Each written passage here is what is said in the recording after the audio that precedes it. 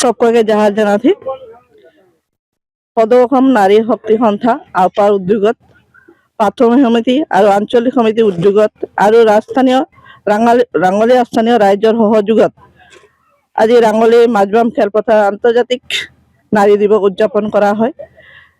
আমি আজি এদিনীয়া কাৰ্যসূচীৰে আজি আমি প্ৰথমতে চাফাই অভিযান আৰম্ভ কৰিলোঁ।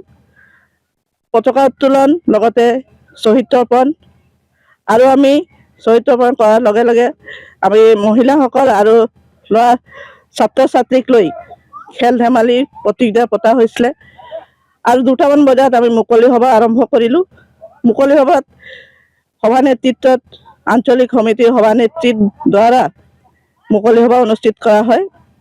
সেই মুকলি সভাত উপস্থিত আছিলে আমাৰ সদৌ অসম নাৰী শক্তি সন্থা আওপাৰ প্ৰতিষ্ঠাপক ৰেশ্মা ওৰাং বাইদেউ, লগতে ডবা পঞ্চায়তৰ প্ৰাক্তন সভানেত্ৰী শ্ৰীযুক্তা ফুলবা চাম বাইদেউ, শ্ৰীযুত পঞ্চানন কৰ্মী মহোদয়, সাংবাদিক ফৰিদ আলী মহোদয়, ৰাঙলী গাঁৱৰ গাঁওবুঢ়া শ্ৰীযুত ইলিয়াছ হাছাদেৱ, প্ৰাক্তন শিক্ষক শ্ৰী এন্থনী কান্দোলা মহোদয়, প্ৰাক্তন ৱাৰ্ড সদস্য অতুল কেকেটা মহোদয়, লগতে ৰাঙলী ৱাৰ্ড সদস্য শ্ৰীযুক্তা ৰীতা হাছা মহোদয় আৰু অন্যান্য ব্যক্তিৰ হৈ মুকলি সভা অনুষ্ঠিত কৰা হয়।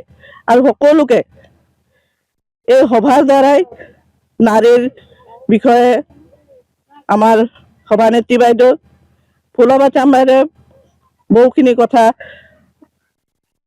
ক'লে আৰু আমি সেই নাৰী শক্তিৰ বিষয়ে আজি আমি